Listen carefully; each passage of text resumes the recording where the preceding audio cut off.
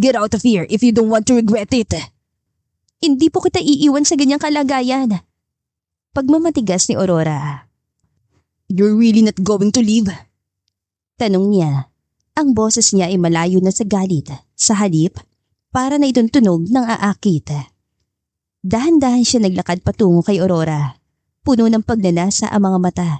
Nakita niya ang paglunok nito at ang dahan-dahang pag-atras. Mas lalong tumaas ang libido niya nang mabasa ang takot sa mga mata nito. Bago pa man tuluyang makalayo si Aurora, mabilis niya itong nahuli sa bewang at marahas na idiniin sa kanyang katawan.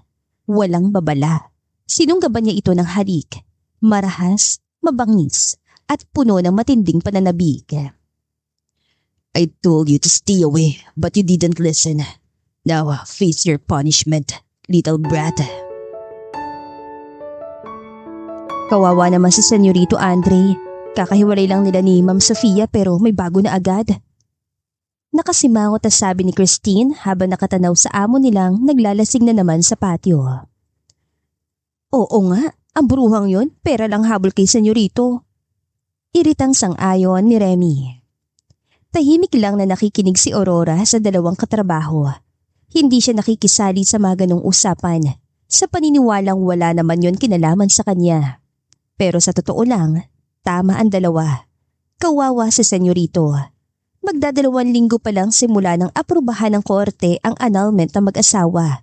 Pero napabalita na agad na may kasamang ibang lalaki si Ma'am Sofia sa Rockwell. Anong pinag-uusapan niyo? Balik na sa trabaho. Saway ni Lola Gloria kina Remy at Christine. Si Lola Gloria ay ang lola niya at mayordoma ng mansyon. Bata pa lamang si Senyorito, pinagsisilbihan na nito ang mga Gutierrez. Si Lola rin na naging nani ni Senyorito nung pagkabata. Kaya na magpakasal si Senyorito, kinuha nito si Lola Gloria. Manang, tapos na po kami, nagpapahinga lang naman. Sagot ni Remy.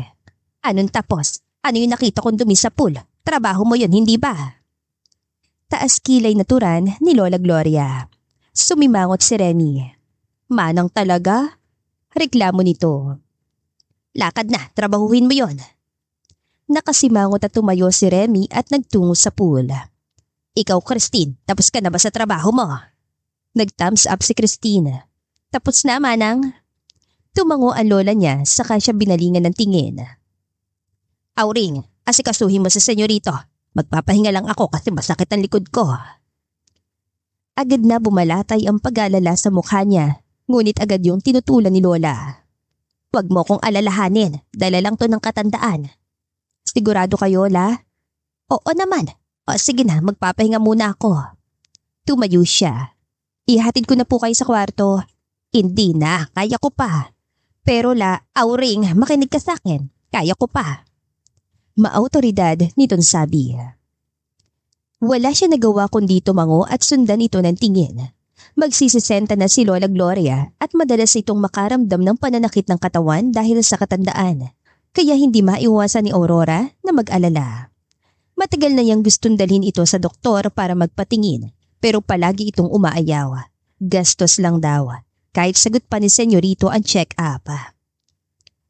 Si Lola Gloria nang kasama niya mula pagkabata. Matapos siyang maagang maulila, ito nang tumayong guardian niya. Hanggang ngayon na 28 anyos na siya. Auring, akin na to ah. Napatingin siya kay Christine nang hingi nito na titira niyang tinapay.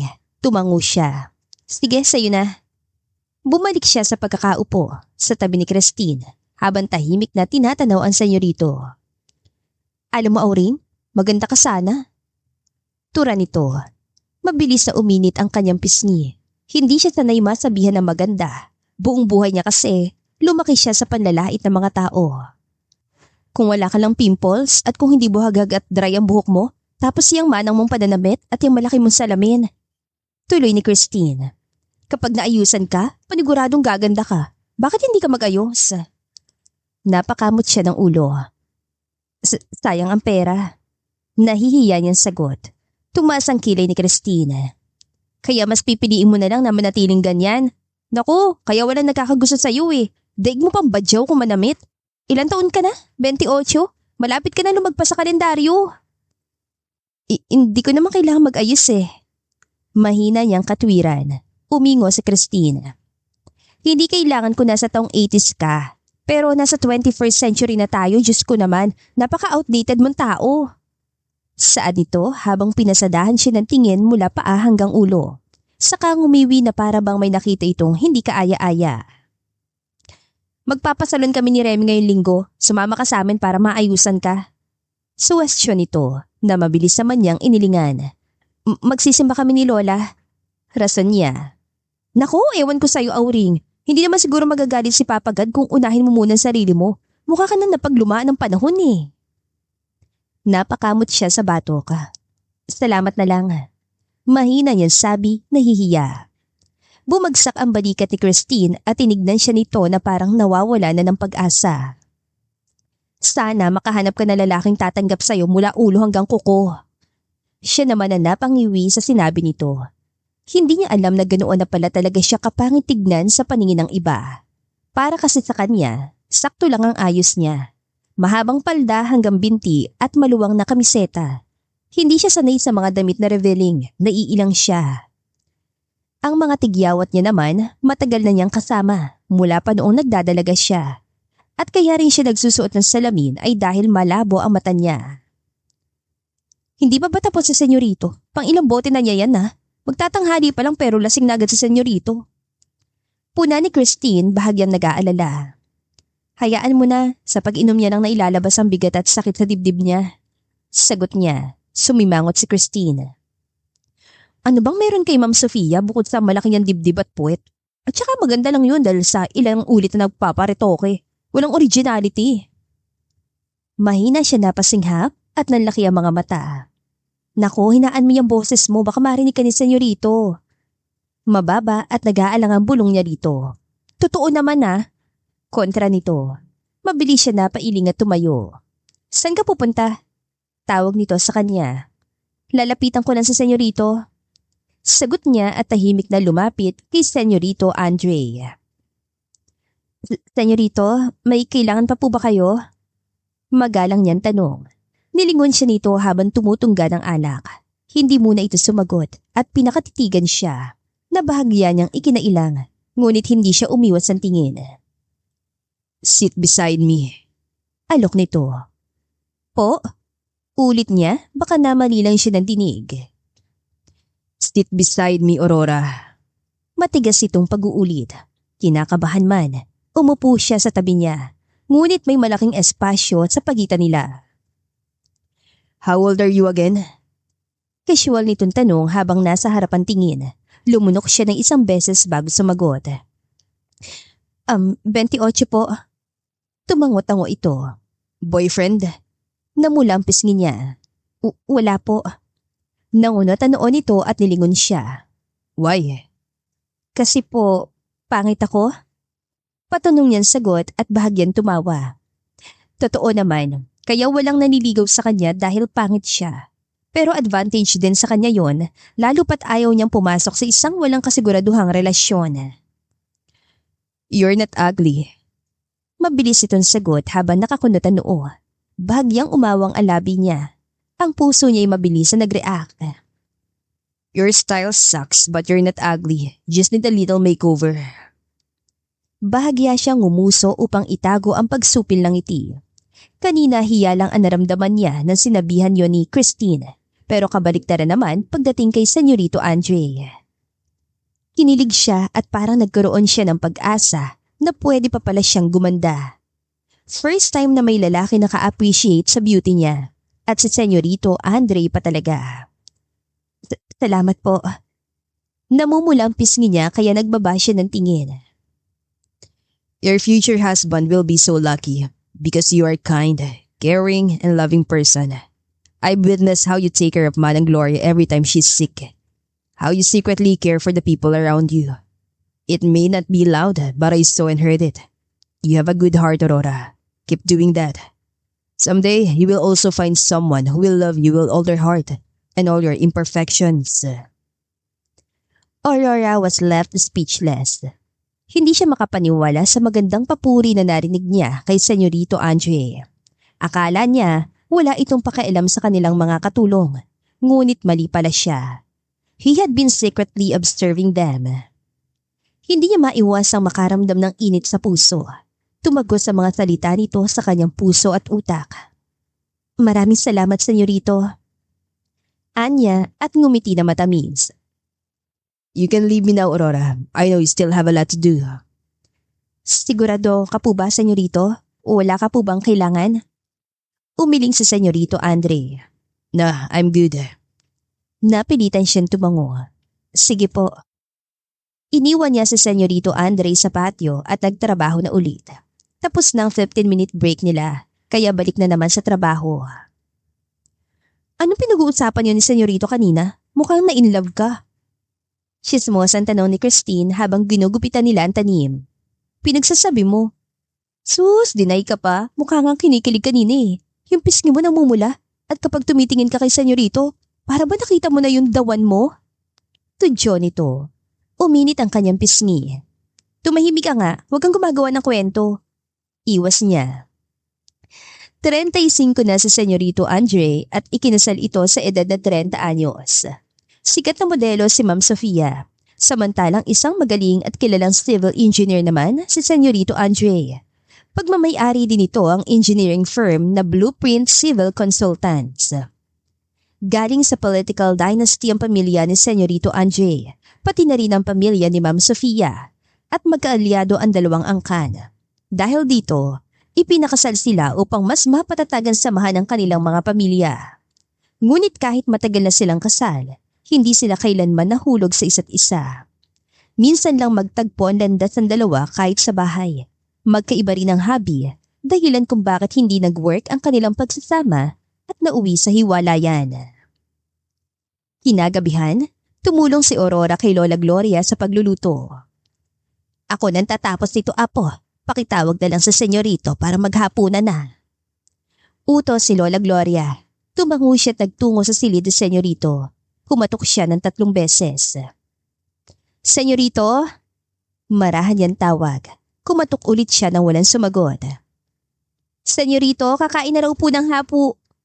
Nabitin sa ere ang sasabihin niya nang biglang bumukas ang pinto at bumungad sa kanya ang malapad at basang dibdib ng senyorito.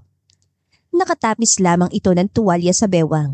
Mukhang galing sa paligo dahil sa basa nitong buhok na pinapatuyo gamit ang puting tuwalya. Sunod-sunod siya napalunok nang bumaba ang tingin niya sa matigas itong tiyan na may 6 na abs. Nabalik siya sa realidad nang malakas na tumikhim sa senyorito. What is it, Aurora? Nakangising tanong nito. Napakurap-kurap siya. Lihim na iniwas ang tingin sa tiyan ng senyorito. Kakain na raw po. Alright, I'll be there in a minute. Sagot nito. Tumango siya at mabilis na naglakad paalis. Halos kumaripas na sa takbo dahil sa kahihiyan. Pagdating niya sa kusina, para siyang hinabol ng buffalo. Ano nangyari sa'yo at hinihingal ka? Nasaan na si senyorito? Kunot noon tanong ni Lola Gloria. Bababa na raw po siya la. Nagbibihis lang saglit. Sagot niya, nag-iwas ang tingin sa mapanuri nitong tingin. Tumango ito. Siya, tulungan mo na si Christina at Remy sa pag-aayos ng hapag. Utos ito. Lumabas siya ng kusina at nagtungo sa dining room para tumulong. Siyang kumuha ng mga plato, kutsara at baso. Kinuha niya 2 mabasaging pitchel na nasa ref na may laman tubig at juice sa kanilagay sa mesa. Ilan saglit pa, bumaba na si senyorito Andre. Lumabas si Lola Gloria sa kusina at dala ang mga nilutong pagkain. Agad nila itong tinulungan at nilagay sa mesa. Magpakabusog ka, senyorito. Napansin kong hindi ka kumain ng tanghalian. Marahan sabi ni Lola Gloria. Salamat, Manang. Kumain na po ba kayo? Tanong nito. Hindi pa, mauna ka na, senyorito. No, come and join me, Manang. Aurora, Christine, Remy, join me. Alok nito. Nagkatinginan silang 3. Remy, Christine at siya. Unang beses na inalok sila ni senyorito Andre na kumain kasama nito. Dati kasi, kapag kumakain sila ni Ma'am Sofia, nakatayo lang sila sa tabi at naghihintay ng utos sa mag-asawa. Hindi na senyorito, busog pa naman kami. Magalang natanggi ni Lola Gloria. No, come on, Manang. It's so lonely to eat alone. We have plenty of food so let's just share the meal.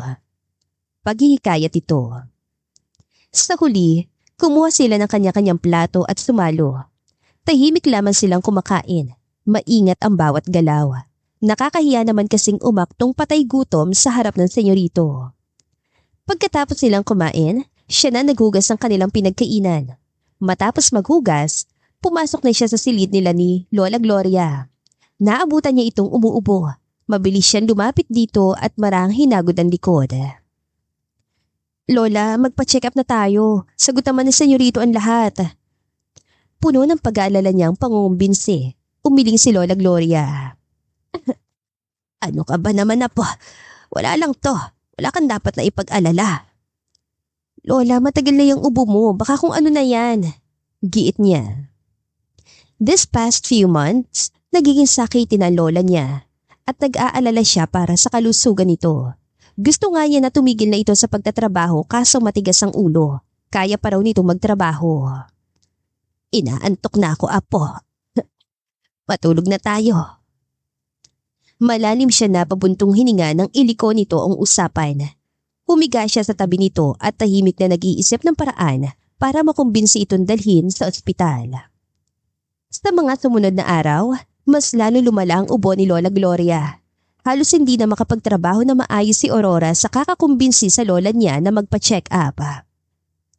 Ayos lang ba si Manang? Nag-aalalang tanong ni Remy. Matamlay siyang umiling. Hindi nga eh. Sinabihan ko niya siya magpahinga at ako na lang ang bahala sa pagluluto kaso ayaw makinig. Problemado niyan sagot. Namumutla si Manang at mas lalo na mamayat. Alam mo, Auring, hindi naman sa pinag-o-overthink kita. Pero paano kung may malubha na siyang sakit at alam mo na. Maingat itong sabi. Agad na bumigat ang dibdib niya at nag-init ang sulok ng mga mata. Iisipin pa lang niya na iiwan na siya ng kaisa-isang taong nagmamahal sa kanya ay parang pinapatay siya sa sakit. Pero syempre, imposible yun, di ba? Malakas si Manang eh. Bawi agad ito. Naisip niya na rin naman ang mga posibilidad since matanda na si Lola Gloria. Hindi pa nga lang siya handa sa posibilidad na yun. Sa kabilang banda, mahigpitan na ikiyom ni Andre ang kanyang mga kamay matapos niya makausap sa telepono ang ama ni Sofia.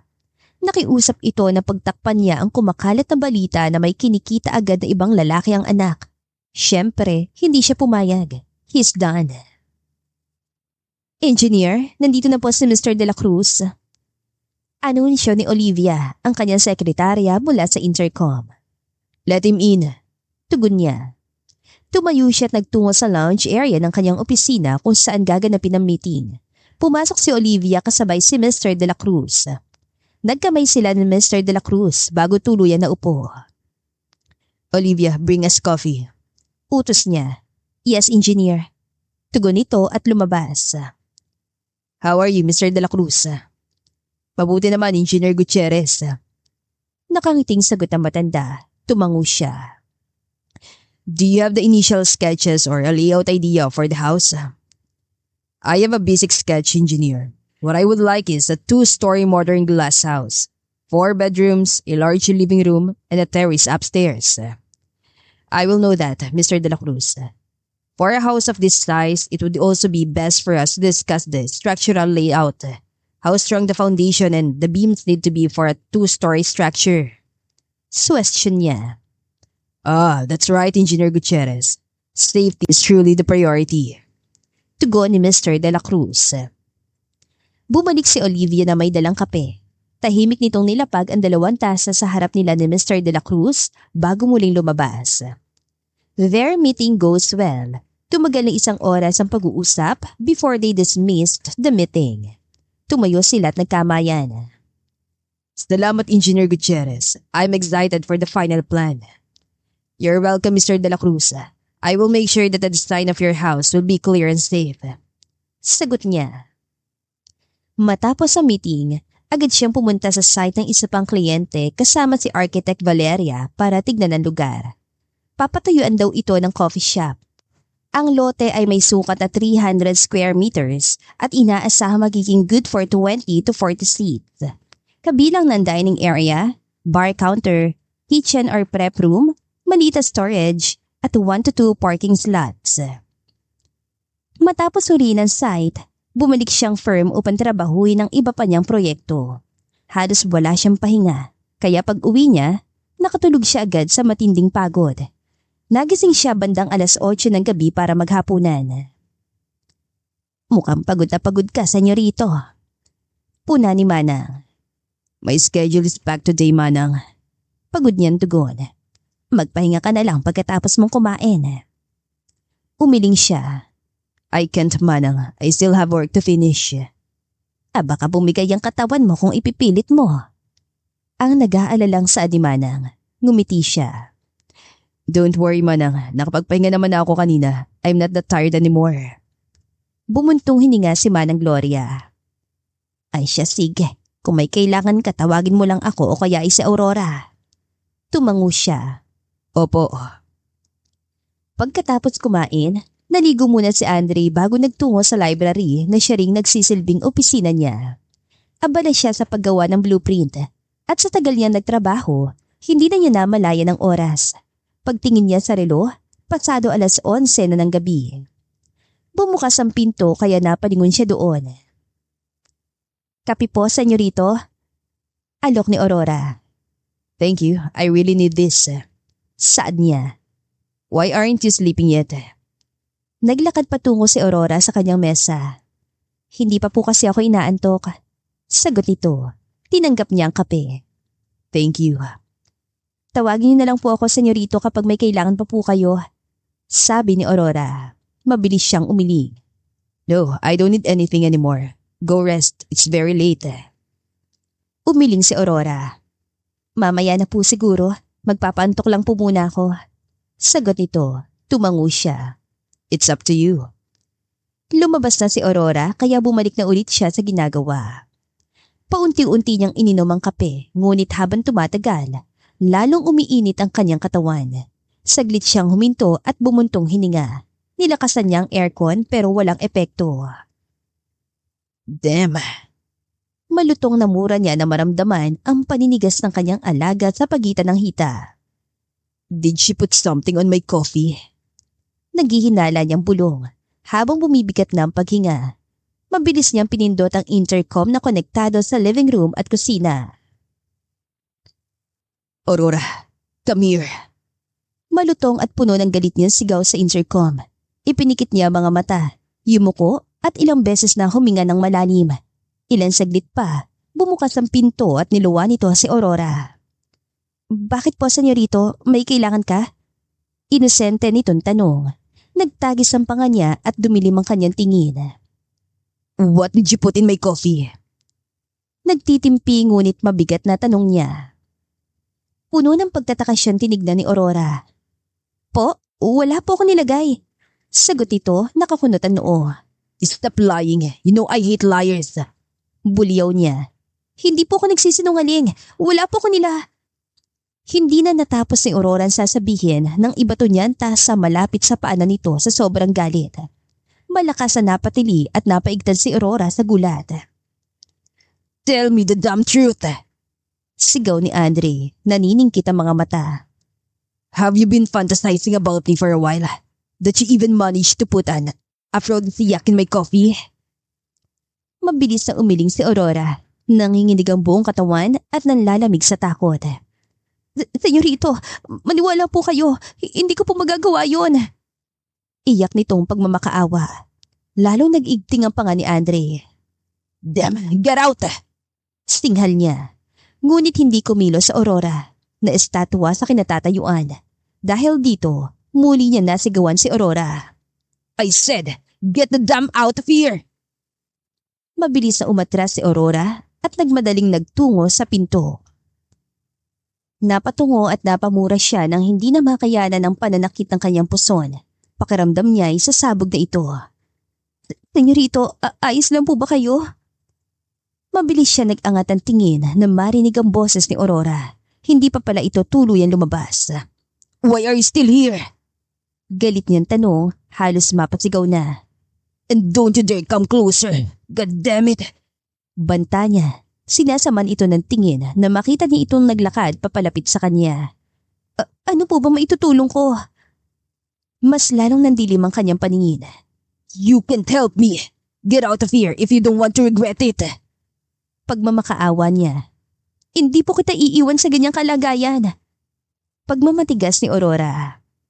He hate to say this but his look were full of lust now. You're really not going to leave? Tanong niya.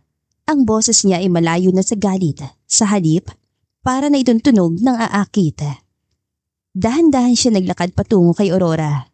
Puno ng pagnanasa ang mga mata. Nakita niya ang paglunok nito at ang dahan-dahang pag-atras. Mas lalong tumaas ang libido niya nang mabasa ang takot sa mga mata nito. Bago pa man tuluyang makalayo si Aurora, mabilis niya itong nahuli sa bewang at marahas na idiniin sa kanyang katawan. Walang babala. Sinunggaban niya ito ng halik. Marahas, mabangis at puno ng matinding pananabik. I told you to stay away, but you didn't listen. Now face your punishment, little brat. He whispered while still claiming her lips. Aurora moaned in pain nang kagatin niya ang pang-ibabang labi nito. Bumaba ang halik niya sa leg ni Aurora. Kinagat, sinipsip at nilagyan iyon ng maraming marka. Everything happened too fast. Pareho na silang hubot-hubad at pawisan habang nasa ibabaw ng mesa niya si Aurora. Ang kanyang blueprint, laptop at iba pang gamit ay nasa sahig na nagkalat. Halos wala siyang kabaguran dahil sa drugs. Samantalang si Aurora ay hinang-hinana. Madaling araw na sila natapos. Kinabukasan, si Aurora ang una nagising. Nagmamadaling umalis si Aurora sa library sa takot na maabutan siyang gising ni Senyorito Andre. Wala siyang lakas ng loob para harapin ito. Ano nangyari sa'yo? Saan ka galing? Kunot noon tanong ni Christine na makasalubong niya ito. Uminom lang ng tubig at nadulas lang. Sagot niya at nag-iwas ng tingin. Halos wala na siyang boses dahil sa paulit-ulit na pagsigaw kagabi.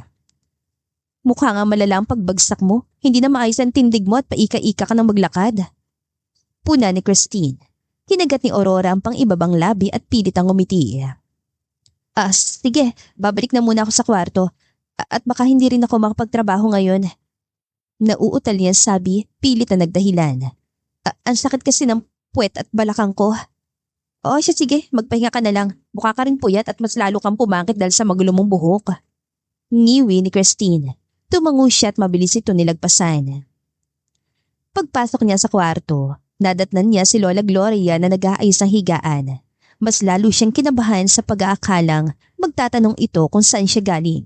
Ngunit laking gulat at pagtataka niya nang umiti ito na matamis at tahimik siyang inakay pahiga sa kama. Magpahinga ka lang dyan, alam kong pagod ka. Dadalhan din kita mamaya ng pagkain at gamot. Mahinahon itong sabi habang nakangiti. Sunod-sunod na napalunok si Aurora habang nakatitig sa mga mata ni Lola Gloria. Sa klase ng ngiti nito ay mukhang may alam. Pero paano? Kagabi, ginising siya ni Lola Gloria upang ihatid niya ang tinimpla nitong kape para kay Senyorito.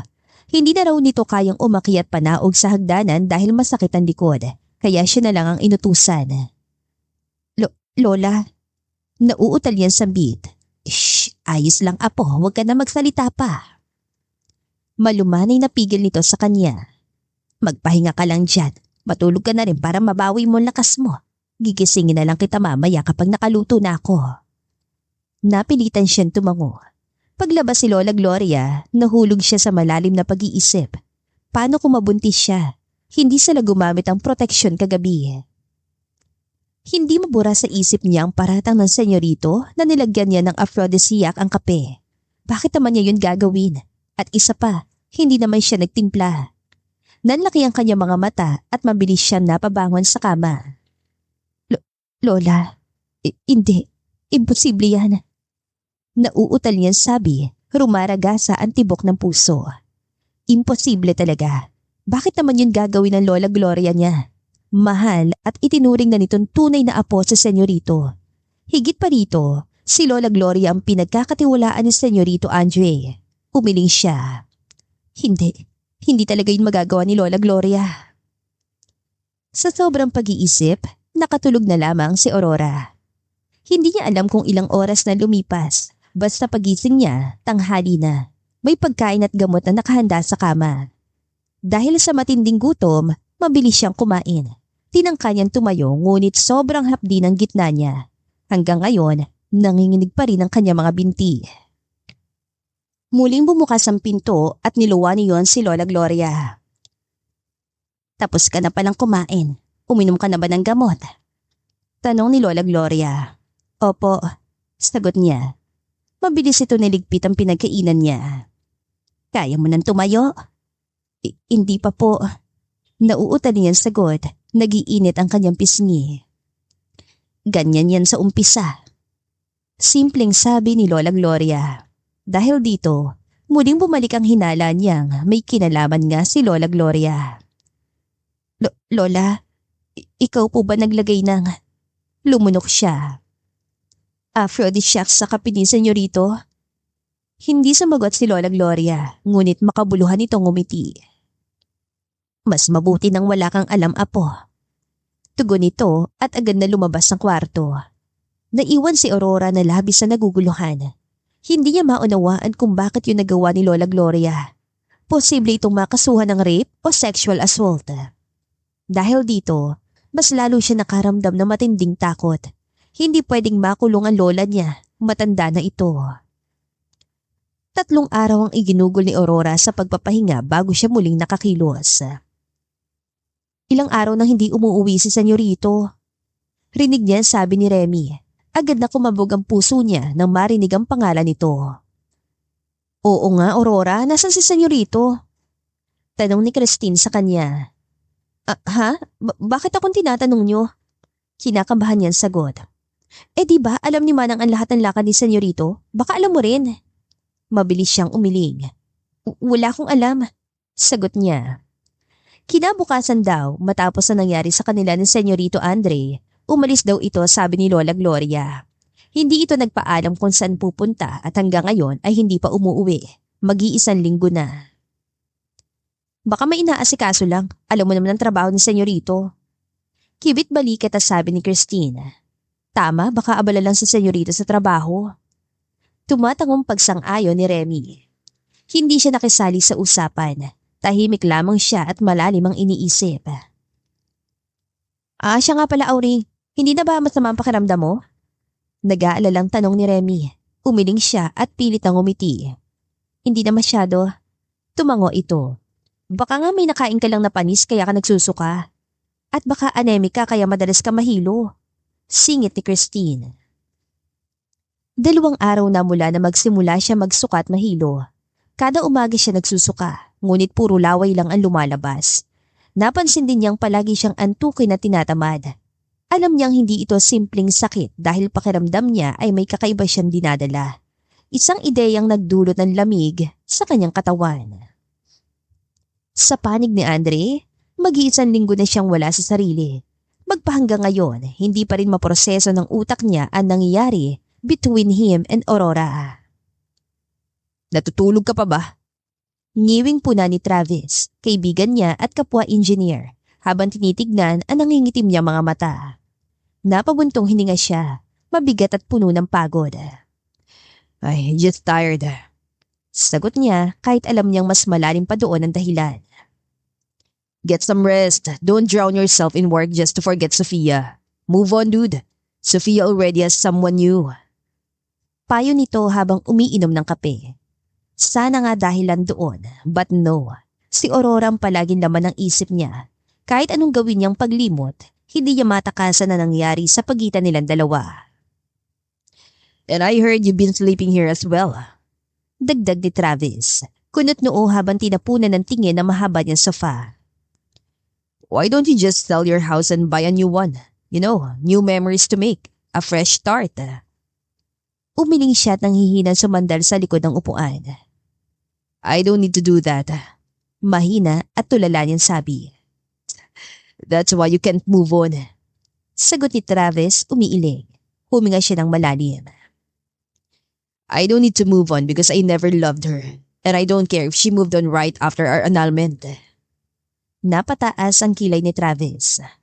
Then, why are you acting like that? Saglit siya nag-aalangan. Saka napapikit na mariin bago nagsalita. I, I had sex with someone. Oh, then, what's the big deal? You're single, you're free, so ano ngayon? Umayo siya ng upo saka frustrated na hinilamos ang palad sa mukha. I slept with Aurora. Mahina pero mariing pag-amin niya. Nangunot ang noo ni Travis. Aurora? Who? Aurora. Ulit niya mas madiin. Sino ang Aurora? Iritang balik ni Travis. Hindi makuha ang punto niya. My maid, Manang Gloria's granddaughter. Bahagyang bumuka ang labi ni Travis at halos lumuwa ang mga mata. Are you damn serious? Aurora? Your ugly duckling maid? Nagtagis ang panga niya at nandilim ang paningin. Shut up! Mariin at galit niyan turan. You can just call her ugly. Galit niyan sabi. Nagulat si Travis. Agad na tinaas ang dalawang kamay na tila sumusuko. Alright. Calm down, I'm sorry. I just can't believe it. Huminga siya ng malalim bago nagsalita. I was drugged. Nanigas ang panga ni Travis. Agad na naging seryosong ekspresyon. Bayu. Umiling siya.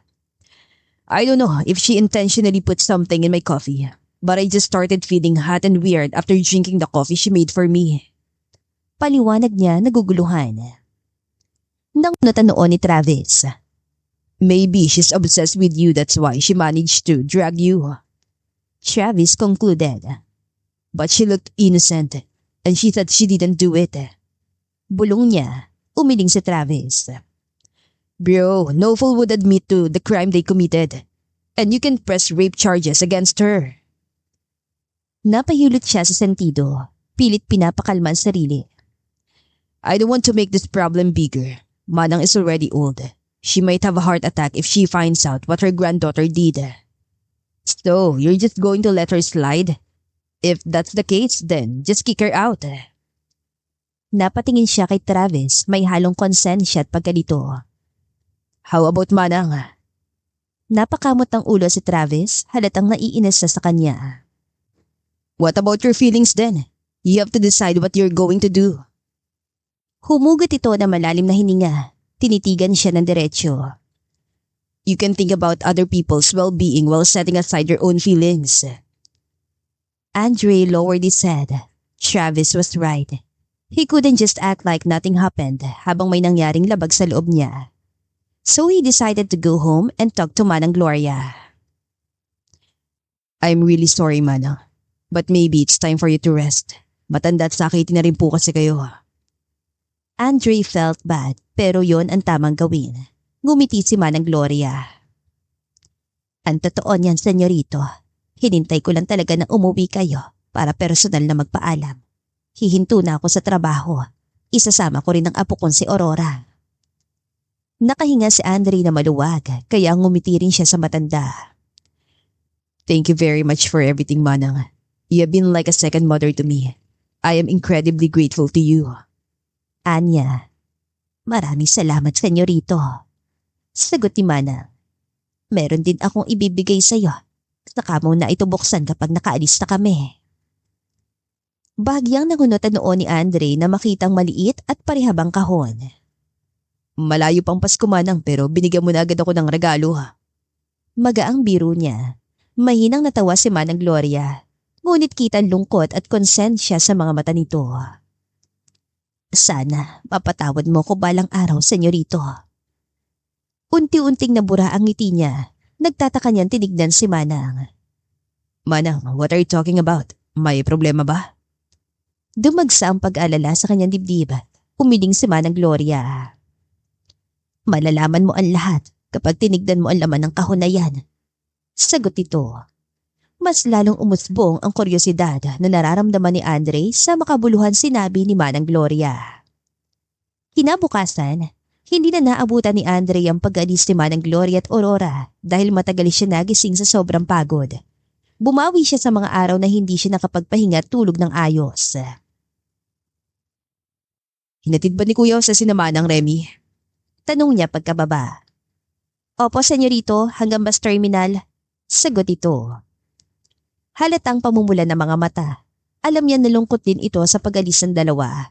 Maging siya man ay mabigat din ang dibdib. Lumipas sa mga buwan, unti-unti nang nakalimutan ni Andre ang nangyari. Ngunit isang gabi, nakita niya muli ang kahong ibinigay ni Manang. Bumalik sa kanya ang kuryosidad. Kinuha niya yon at binuksan. Unang bumungad sa kanya ang isang mahabang bagay na parang thermometer ang hugis. What's this? Kunot noon niyang tanong sa sarili.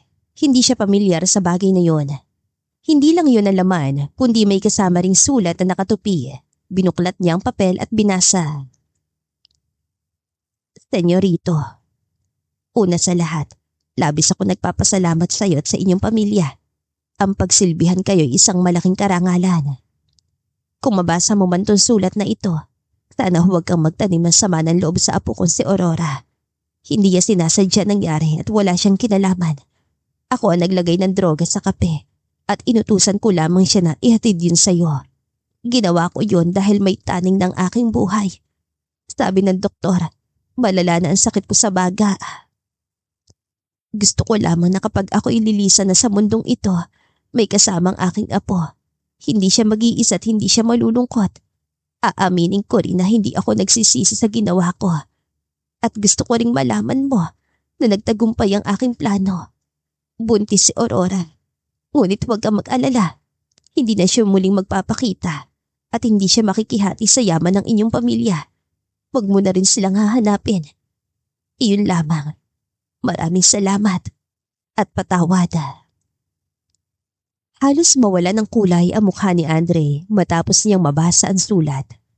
Hindi siya makapaniwalang nagbungang isang gabing pagkakamali at magiging ama na siya. Damn. Mura niya sa nanginginig na boses. Oh God. I'm a dad now. Hindi makapaniwala niyang tanong sa sarili. Sunod-sunod siya na pahinga ng malalim upang pakalmahin ang nawawalang puso. Hindi niya gusto ang nangyari ngunit masaya siya magkakaroon na siya ng anak.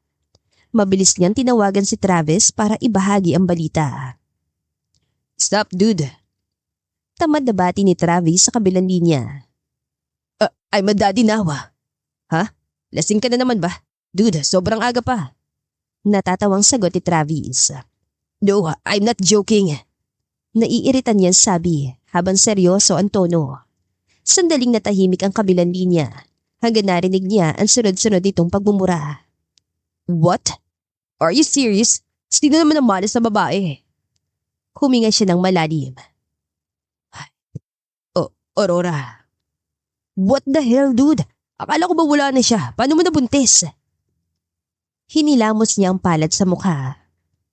I only found out now before they left. Manang gave me a box. Nakita ko ulit yung kanina so I checked it. Then I read the letter. It turned out that Manang was the one who put drugs in my coffee and ordered Aurora to bring it to me. She did that para may mangyari sa amin ni Aurora at mabuntis ito. And now, I found out that Aurora was already pregnant when they left. Problemadong turan niya. Why did Manang do that? Well, apparently she's sick and the doctor said her life is already at risk. She wanted Aurora to have someone by her side before she passed away. Damn, that's awful. Yeah, He sighed. what I'm gonna do? Find her. To her. I don't know where Manang lives. She never really told me anything about it before. You just hire a private investigator.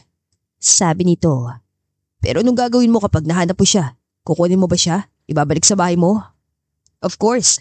She's carrying my child, my heir or heiress. I can't let her live in a slum. Baka ano pa mangyari sa anak ko. I really can't believe it. You're a dad now. Binasa ni Andre ang pang-ibabang labi. He still felt overwhelmed.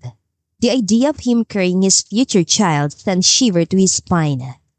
5 years sila nagsama ni Sofia but he never wished to have child with her. And now, hearing the news, he felt overwhelmed and kind of excited. He's hoping na sana madali niyang mahanap si Aurora. But luck didn't favor him. Halos 1 taon na lumipas simula nang hanapin niya ito. But no clue kung nasaan na si Aurora. Sa kabilang banda, halos wala nang pahinga si Aurora sa pabalik-balik na pagsaserve sa mga customer. Aurora, ako na muna dito iha. Pakainin mo muna si Don. Ani Nanay Dolores. Sige po Nay, salamat po. Sagot niya at agad na nagtungo sa likod ng counter kung nasa ng anak, 1 taong gulang niyang anak. Mama! Umiiyak ni Tunturan na makita siya at mabilis na nangunyapit sa kanyang leeg. Pulang-pulang ilong nito dahil sa walang tigil na pag-iyak. Nanikip ang dibdib ni Aurora. She felt bad dahil hindi niya agad naasikasong anak. Masyado kasing maraming customer at 3 lang silang waitress. Nagtatrabaho siya sa Dally's Grill, pagmamay-ari ni Nanay Dolores. Halos maglilimang buwan na rin. Sorry, masyadong abala si Mama. Malungkot yan sabi at hinalikan sa noo ang anak. Kinandong niya ito at sinubuan. Tumigil na rin ito sa pag-iyak kalaunan. I love you. Dagdag niya. Buntis siya nang umalis sa mansyon. Si Lola Gloria ang una nakaalam at nagpa siyang umalis na lang. Sa probinsya nag-umpisa silang muli. Ngunit 2 buwan lang ang nakalipas, namatay si Lola Gloria sa sakit na lung cancer. Kaya pala hindi ito nagpa-check up dahil alam na may taning na ang buhay. Inamin din ni Lola Gloria ang maling nagawa. Bagaman nagalit siya nung una, sa huli ay tinanggap at pinatawad niya na lang ito. Naiwan siya mag-isa habang ipinagbubuntis siya ni Don. Hindi naging madali para sa kanyang lahat. Walang tumanggap sa kanya sa trabaho dahil sa ayos niya. Baka raw matakot ang mga customer. Dahil dito, sinikap niyang baguhin ang sarili. Nagpareband siya, nag-ayos at pinalitan ng pananapit upang maging fit sa lipunan. Simula noon, hindi na siya nire-reject sa mga pinag-a-applyan niya, ngunit nababastos naman siya. Pagkatapos niyang pakainin ng anak, balik trabaho na naman siya. Miss, inihaw na bangus nga at sisig tapos 1 case of beer. Ani ng isang customer. Sige po sir. Sagot niya at mabilis na nilistang kanilang order at pagkatapos ay binigay kay Kuya Ruel ang taga-ihaw. 1 minuto lang ang tinagal bago niya nakuha ang order at dinala sa mga customer. 1,200 po lahat sir. Binigyan siya nito ng 2,000 na sinuklian niya ng 800. Natapos ang trabaho niya mga bandang 5:00. Dumiretso sila ng uwi ng anak niya. Pinunasan niya munang katawan nito bago pinatulog. Tapos na silang kumain kaya hindi na siya nag-abalang magluto pa ng hapunan. Mabilis na lumipas ang mga araw at buwan hanggang sa sumapit ang pangalawang kaarawan ng anak. Happy birthday to you! Sabay-sabay nilang kinantahan si Don habang pumapalakpak. Tanging mga kasamaan sa trabaho, ang pamilya ni Nanay Dolores at ilang kapitbahay lang ang bisita nila. Mama! Masaya at tuwan-tuwang anito. Kumikinang ang mata habang malaki ang ngiti sa labi. Blow your candle na anak. Malaki ang ngiti at malambing niyang utos. Mabilis itong tumango at hinipan ng kandila. Nagpalakpakan ng lahat pagkatapos. At dahil maraming bata ang dumalo, nagpalaro si Aurora at Candy ang naging premyo. Masaya naging resulta ng kaarawan ni Don at walang mapaglagyan ang tuwa ng bata. Kaya kinagabihan, bagsak sa pagod ang anak. Sinamantala niya naman yon para magligpit ng mga kalat. Samantala, naghahanda rin si Andre para sa kaarawan ng anak. Basta kalkulasyon niya, buwan ng Nobyembre niya nabuntis si Aurora kaya alam niya ngayong buwan ng kaarawan ng anak nila. Dahil hindi niya alam ang eksaktong petsa, nagpapahanda siya tuwing unang araw ng Hulyo hanggang katapusan, 2 malalaking cake, blue at pink, dahil hindi niya pa alam ang kasarian ng anak. Who do you think she looks like? Tanong niya kay Travis. Hulaan ko, kamukha mo. Ngising asong sagot ni Travis. Umiling siya. Na, I'm sure she looks like her mom. Sagot niya, may munting ngiti sa labi. Napangiwi si Travis. Dude, hindi naman ako mapanglait na tao pero wag naman sana. Nagsalubong ang kilay niya at nagtagis ang panga. What's wrong if my child looks like Aurora? Aurora is pretty and besides, as much as I want our child to look like me, it wouldn't be fair to her as the mother. She's the one who got pregnant and went through all the hardships to raise the child.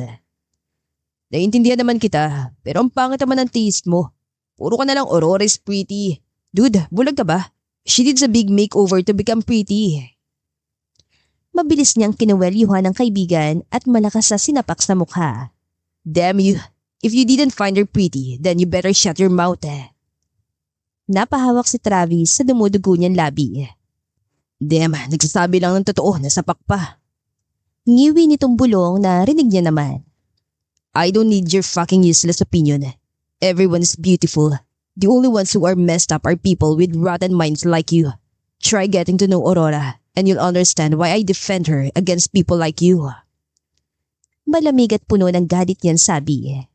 Get out of my house and don't show your face to me again kapag hindi mo pa rin binabago yung bulok mong utak. Dagdag niya. Dude, I'm sorry. Hindi ko naman sinasadyang insultuhin si Aurora. It's just, ganun lang talagang tingin ko sa kanya. Umiling siya, dismayado sa kaibigan.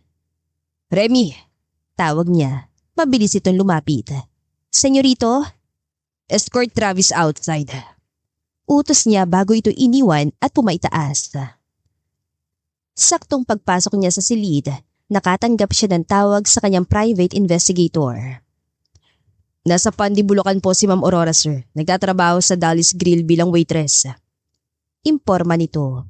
Lumakas ang kabog ng puso ni Andre sa natanggap na balita. At last, for how many years sa paghahanap, nahanap niya na rin si Aurora. Pero hindi naman po pala pangit si Ma'am Aurora. Ang ganda-ganda nga po Dagdag nito na ikinakunot ng kanya noo. Who says she's ugly? Tiimang pa nga niyang tanong. Pangit po kasi siya sa picture na binigay niyo sa akin, sir. Pasensya na po. Isa rin po yun sa dahilan kaya nahirapan ako hanapin siya. Kapag po kasi nagtanong-tanong ako at pinakita ko yung litrato ni Ma'am, umiiling sila at sabing hindi nila kilala.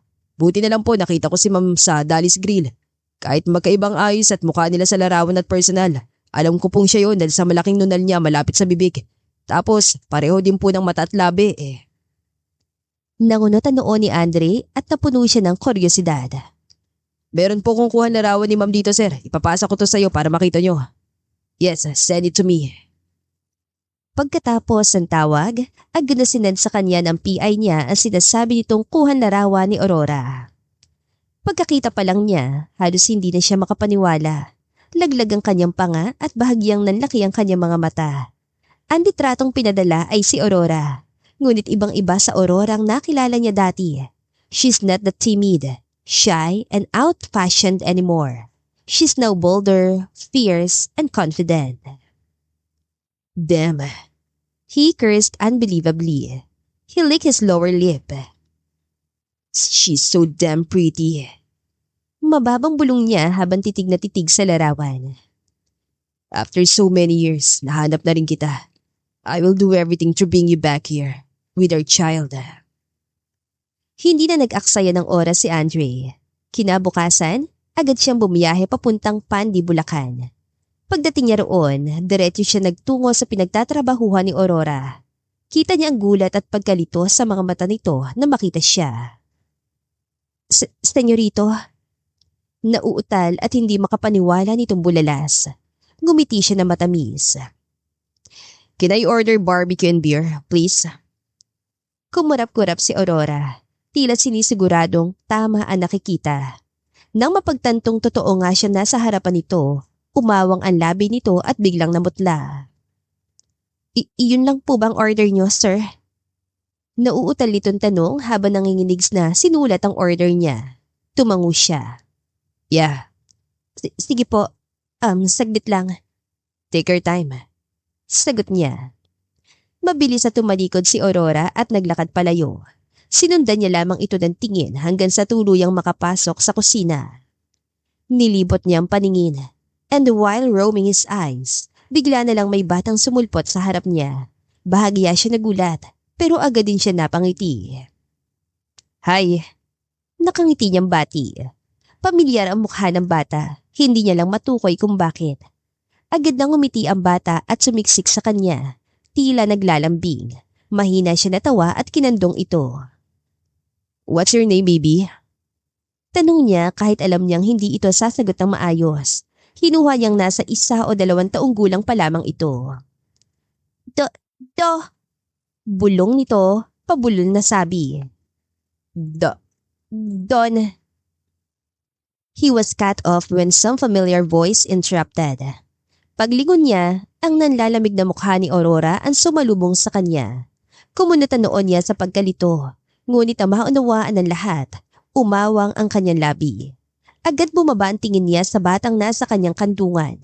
Bumilis ang tibok ng kanyang puso at nagsimulang manginig ang kanyang kamay. Mama! Hyper na sigaw nito. Sabay angat ang dalawang maliliit na braso para magpakarga. Mabilis na kinuha ni Aurora ang bata mula sa kanya. Hindi siya agad nakapag-react sa gulat. Ang batang kinandong niya kanina lang, anak pala niya. Ngayon niya naunawaan kung bakit pamilyar sa kanya ang mukha ng bata. Nakuha pala nito ang hulma ng mukha niya, mata at ilong. Your daughter? Kita niya ang kabadong paglunok ni Aurora at ang pag-aalinlangang pagtango. Huminga siya ng malalim at pilit na pinakalma ang dibdib niyang halos sumabog sa kabat pananabig. Can I hold her? Umawang ang labi ni Aurora at lalo pang humigpit ang yakap nito sa anak. Please. Paot ang boses niyang pakiusap. Nagbaba ng tingin si Aurora bago maingat na iabot sa kanyang anak nila. Agad siyang sinalubong ng ngiti ng bata. Sinapo ang kanyang mukha at mahinang humagikhik nang makaliti sa papasibol pa lamang niyang balbas. Napangiti siya. What's her name? Tanong niya, hindi inaalis ang tingin sa anak. Don. Nanginginig na sagot ni Aurora. Don. Marahan niyang bigkas, wari ni Nanam namang pangalan ng anak. Agad itong natigilan at inosenteng tumingin sa kanya. Marahil, inakalang siyang tinatawag. Your name is beautiful, just like you, princess. Anya, dahilan para ngumiti ito. Papa? Umawang ang kanyang mga labi at tila nanigas ang buong katawan niya. Rinig niyang mahinang pagsinghap ni Aurora. Say that again? Papa! Uminit ang sulok ng kanyang mga mata at marami siyang tubango. Yes, princess. I'm your dad. Senyorito, kinakabang sambit ni Aurora. Nilingon niya ito. Can I hold our daughter? Pwede ko ba siyang bantayan habang nagtatrabaho ka? Don't worry, dito lang ako. Hindi ako lalayo. Alam mo? Sagot niya. Sinabi ni Manang Gloria sa sulat na iniwan niya nung umalis kayo. Senyorito, patawad po. Halos maiyak si Aurora. Let's talk about that later pagkatapos ng trabaho mo. For now, magbabanding muna kami ng anak natin. Saad niya. Nag-aalinlangan man, pumayag na rin si Aurora. Iniwan sila nito at bumalik sa trabaho. Inihati dito ang order niya at sa buong durasyon, nakaupo lamang siya kasamang anak niya. Pinapakain, nilalaro, hanggang sa makatulog ito sa kanyang mga bisig. Pagkatapos ng trabaho ni Aurora, sumama siya rito pa uwi sa tinitirhan nila upang makapag-usap. Pasensya na po, senyorito, sa nagawa ni Lola. Maging ako man ay nagulat nang umamin siya sa nagawang kasalanan. Hingi nito ng paumanhin habang nakatungo at pinaglalaruan ng mga daliri. Huminga siya ng malalim. Did you know that I could sue you and twisted the truth and blame everything to you? But I choose not to because I respect Manang. So I let it pass. Sandali siyang huminto bago nagpatuloy. But when I found out that you were pregnant with my child, I cannot let that pass, Aurora. I looked for you, but I couldn't find you. It took almost 2 years before I found you and our daughter. I missed 2 years of her life. Puno ng hinanakit niyang saad. Humikbi si Aurora habang nananatiling nakatungo. Natakot po kasi ako na baka hindi mo ako inaresponsibilidad, na baka ipalaglag mo ang bata at wala rin po akong lakas sa loob na umamin. That's why you left, is that it? Tanong niya. Dahan-dahan tumango si Aurora. I've already forgiven you a long time ago, he said. I don't want to hold resentment in my heart because I know I won't be able to live in peace if I do. Now, I just want to be with my child. Mabilis na napatingin sa kanya si Aurora, baka sa matinding takot sa mga mata nito. Kukunin mo bang anak ko, senyorito? Yes. Sagot niya, diretsong tinig. Isasama ko anak ko, Aurora. Mas lalo pang umiyak si Aurora. Huwag naman po, senyorito. Ang anak ko na lang ang natitira sa akin. Huwag mo siyang kunin. Hindi ko naman siya ipagkakait sa iyo eh. Pagmamakaawa nito. No, my decision is final. Ilang taon kong hindi nakasama ang anak ko.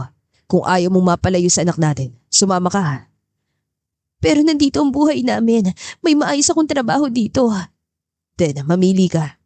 Sumama ka sa amin o maiiwan ka mag-isa rito at hindi mo na makikita pang anak natin. Umiiyak na umiling si Aurora. Pwede mo ba akong bigyan ng panahon makapag-isip? Pakiusap nito. Tumango siya. I will give you a week. Kapag hindi ka pa rin nakapili, aalis kami ng anak natin at hindi mo na ako mapipigilan pa. Buo at matigas niyang sabi. Nanghihinang tumango si Aurora. Dahil sa kondisyong ibinigay niya, nanatili pa siya ng 1 linggo sa Pandi. Sa mismong bahay nila siya tumira. Ayaw niyang malayo sa anak niya. Pumayag naman si Aurora. Siya na rin na nagbabantay kay Don habang nasa trabaho ito. Hindi naging madali para sa kanila ang tumira sa iisang bubong. Ngunit unti-unti nilang sinasanay ang presensya ng isa't isa. Sa mga sumunod na araw, halos hindi na makakilos na maayos si Aurora sa loob mismo ng sarili niyang tahanan dahil sa nakakailang na mga titig ni Andre. Anong niluluto mo? Mahina napaigtad at napasinghap si Aurora nang maramdaman ang mainit na hininga ni Andre sa likod ng kanyang tenga. Adobo lang. Nauutal niyang sagot habang palihim na pinapakalma ang nagwawala niyang puso. Isa rin sa napansin niya kay Andre sa mga nakalipas na araw ay ang lantad itong pandidikit sa kanya. Gayunpaman, ayaw niyang bigyan yon ng ibang kahulugan. Baka umasa lang siya. Tumaas ang balahibo niya sa batok nang ilagay nito ang mukha sa pagitan ng kanyang leeg at balikat.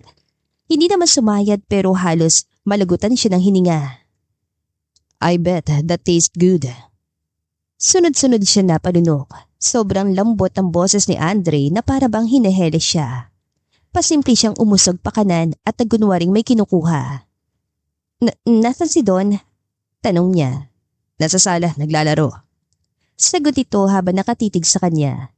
Parang gusto na niyang humimlay. Nahihirapan siya lumunok ng laway. Samahan mo na siya Don. Tulak niya. Humalokip-kip si Andre. Wala ka bang iutos sa akin? Tanong nito. Mabilis siyang umiling. Hindi pa rin ito tinitignan. Wala. Alright, if you need me, just call me. Tumango siya. Pag-alis ni Andre, halos matumba si Aurora sa panlalambot. Agad niyang pinakawala ng pinipigilang paghinga. Ay, Diyos ko po. Sana naman at bumalik ng dating senyorito Andre. Hindi ko nakakayanin kung magpapatuloy pa to. Piping dasal niya. Pagkatapos niya magluto, kumain na sila. Day off niya ngayon kaya nasa bahay lang siya. Matapos nilang kumain, si Andre na nagligpit at naghugas. Samantalang siya naman ay pinatulog ang anak nila dahil mag-aalas 10 na ng umaga. Nang makatulog ang anak, sinamantala niya yon para makaligo. Habang abala sa pagligo, nagulat siya nang biglang bumukas ang pinto. Malakas siya napatili at nagkukumahog na tinakpan ang pribadong parte ng katawan niya. Si Andre naman ay nanigas sa gulat habang nakatitig sa hubot-hubad niyang anyo. Anong ginagawa mo? Isara mong pinto! Sigaw niya habang pulang-pula ang mukha sa kahiyan. Sinunod nga ni Andre ang utos niya ngunit nanatili ito sa loob ng pinto kasama siya. Lumabas ka nga! Singhal niya. Halos hindi na nakatingin dito ng diretsyo. Ngunit hindi nakinig si Andre. Unti-unting humakbang palapit sa kanya na ikinaatras niya hanggang dumikit siya sa pader. Andre's gaze lingers with a mix of awe and familiarity. There's desire, yes, but also tenderness. Bumaba ang tingin nito sa kanyang tiyan na may stretch marks. Dahan-dahang inabot at marang hinaplos. Nanginig ang kanyang katawan at muntik siyang mapaigtad. These marks are proof of how strong you are. I'm so proud of you, Aurora. I also want to thank you for giving me such a wonderful child. You're a wonderful mother. Umawang ang kanyang labi at uminit ang sulok ng kanyang mga mata. Hindi niya inaasahan ang sunod na ginawa ni Andre. Lumuhod siya sa kanyang harapan at malumbot na pinataka ng halik ang kanyang mga marka. Thank you for everything. I appreciate you a lot. Pagkatapos, tumayo si Andre at malambot ang umiti. Tapusin mo ng pagligo mo after that. Magpahinga ka. Today is your day off, so grab the chance to rest. Nito bago lumabas ang CR at ito na mismo ang naglock ng pinto. Wala sa sariling nakapanyang dibdib. It beats faster and her stomach flutters for no clear reason. Bumalik siya sa pagligo ngunit lumilipad ang kanyang isip sa nangyaring eksena. Sa loob ng 1 linggo, palaging hatid sundo siya ni Andre sa trabaho. Hindi pumapalya kahit gaano kaaga o kagabi. Maaga rin itong gumigising para magluto ng agahan. Sinisiguradong may makakain siya bago umalis. Kapag nasa bahay, magkasama nilang inaalagaan ng anak, salitan. At sa bawat araw na lumilipas, ramdam niyang pag-aalaga ni Andre. Sa maliit na kilos, sa mga tingin, at sa presensya nitong palaging nasa tabi niya. At hindi niya maiwasang mahulog dahil wala pang ni isang lalaki ang nagparamdam sa kanya na importante siya. So, nakapagpasya ka na ba? Tanong ni Andre isang gabi bago matapos ang 1 linggong palugid na ibinigay nito. Huminga siya ng malalim at dahan-dahan tumango. Oo, pumapayag na ako. Kakarasay niya lang kanina sa trabaho. Agad na gumuhit ang ngiti sa labi ni Andre at tumango. Great, pack your things at aalis na tayo bukas. Sagot ito. Agad niya sinunod ang utos ni Andre at nag-impake. Kinabukasan, maaga silang bumiyahe paalis. Mahigit 3 oras ang kanilang biniyahe bago makarating. Nang makita siya ng dalawa, agad siyang sinalubong ng mahigpit na yakap. Auring, miss na miss na kita. At ang ganda-ganda mo na. Iba talagang hangin sa probinsya. Hindi kagaya dito sa syudad, polluted. Umiiyak at natatawanturan ni Christine. Mahina siya natawa at yumakap din dito pabalik. Nagyakapan at iyakan silang 3. Ito na ba yung inaanak ko? Tanong ni Remy na mapatingin kay Don. Pinunasan niya ang sulok ng mata at tumango. Kinuha niya si Don kay Andre at pinakilala kina Remy at Christine. Hello baby, ang cute-cute mo, mana ka sa nanay mo. Ani Remy at pinanggigilan ng pisngi ng kanyang anak. Humagikik ang kanyang anak at nagpakarga kay Remy. Pumasok sila sa loob ng bahay. Nasa likod niya si Andre na siya nagbitbit ang gamit nila ng kanyang anak. Do you want to rest first? Mababa nitong tanong. Oo. Tumango si Andre at dinala siya sa itaas. Bago yun, binili niya muna sina Remy na bantayan si Don. Malugod naman tumango ang dalawa. Bakit dito? Kuno noon yan tanong nandalin siya ni Andre sa kwarto nito. Why not? Kwarto mo to. Pagdidiin niya. Nakwarto mo na rin. Saan ka matutulog kung ganon? Dito, tabi tayo. Casual nitong sagot. Nanlaki ang mata niya. Huwag ka nga magbiro ng ganyan. Namumulang pisngi niyang saway. Ngumisi si Andre. Halatang natutuwa sa naging reaksyon niya. Babe, we're both adults now at may anak na. Anong kinakahiya mo? Kung tutusin, kasal na lang ang kulang at mag-asawa na tayo. Anong mag-asawa? Hindi nga tayo magjowa eh. Nauutal niya ang sagot at nag-iwas ng tingin. Hinawakan ni Andre ang kanyang baba at hinarap dito ang kanyang mukha. I've been dying to ask you to be my girlfriend back in Pandy. Do you want to? Andre asked softly while staring at her eyes. She swallowed hard and finally nodded. Oo. Andre smiled sweetly at sinapo ang kanyang mukha. You know what, babe? I never expected to like you romantically. When I went to Pandy, my only plan was to see our child and bring you both back here so he could be with me. I just wanted us to co-parent. Nothing more, no feelings involved. But when I saw how strong you are, your dedication to your work and to taking care of our child, I admired you so much. You raised our child on your own, yet you managed to do it. And I'm incredibly proud of you. I told myself how lucky our child and I are to have you. Namulang kanyang mga mata sa pinipigilan luha. Bumalik sa kanyang alaala kung ilang ulit siyang umiyak sa gabi. Sa takot na baka hindi niya kayanin at hindi siya magiging mabuting ina sa anak. But hearing Andre express how proud he was of her made a warmth spread through her chest. A mix of surprise, joy, and deep gratitude. Pinali si Andre ang luha sa kanyang mga mata at maraan siyang pinatakan ng halik sa noo. I love you, babe. This time, ako naman. Aalagaan kita at ang anak natin.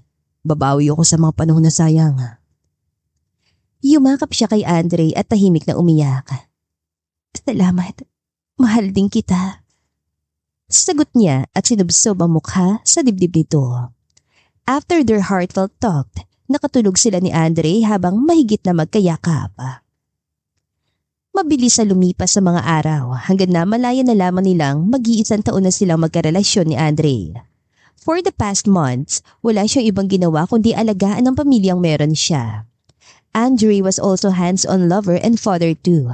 Palagi sila ng anak niyang dinedate ito, nireregaluhan at minsan nag-out of the country. Akala ni Aurora wala na siyang ibang mahihiling pa sa buhay. But when Andre asked for her hand in marriage at ibigay ang apelyido nito sa kanya, she cried hard in so much joy. Her happiness overflowed beyond measure. You may now kiss your bride. Agad na inabot ni Andre ang kanyang labi pagkatapos yung i-anunsyo ng pari. Everyone clapped their hands and congratulate them. Pinagdikit ni Andre ang kanilang noo habang mahigpit na nakagapos ang braso nito sa kanyang bewang. I love you, babe. Being my wife is more than a dream. Bulong nito at muli siyang hinalikan. Mahal din kita and being your wife is a great honor. Lumuluhan niyang sagot. Pagkatapos ng kasal, lumipad sila papuntang Paris para sa kanilang honeymoon. Of course, kasamang kanilang anak dahil ayaw nitong magpaiwan. It was so memorable dahil pinuntahan nila lahat ng mga tourist spot destination. Biglang may brasong pumulupot sa kanyang bewang mula sa likuran at pinatong ang baba sa balikat niya. Anong iniisip ng asawa ko? Malambing na tanong ni Andre. Ngumiti siya. Wala. Iniisip ko lang kung gaano ako kaswerte na naging asawa mo. Parang baliktad. I'm the lucky one to have you as my wife, Aurora. He said. I cannot imagine being married to anyone else. You know, I'm thankful for what Manang did. If she hadn't done it, we wouldn't be here now. And we wouldn't have done. Thank you, wife, for being my beautiful wife. Agad na umukit ang matamis ang ngiti sa labi ni Aurora. Humarap siya kay Andre at kinawit ang braso sa batok nito, saka mariing hinalikan sa labi. Then, we're the luckiest couple for having each other. Bulong niya sa pagitan ng kanilang halik. Dati, hindi niya maisip na magugustuhan niya ang senyorito at magugustuhan din siya nito. Destiny can be so playful, right? You'd never think that the one you'd end up with was already right beside you. That they've been part of your life from the very beginning. You just couldn't see it before because you were focused on someone else. And when you think about all the years that were wasted, you cannot help but say sayang. But on the other thought, you also end up saying that everything happened for a reason. That all the struggles, the waiting, and the heartbreaks led you to this moment. To finally find a person who was meant for you all along. And to realize that it was worth it. Because true love was worth the wait. At dito na po nagtatapos ang ating kwentong pag-ibig. Maraming salamat po sa pakikinig. To God be the highest glory. Hanggang sa muli. Paalam!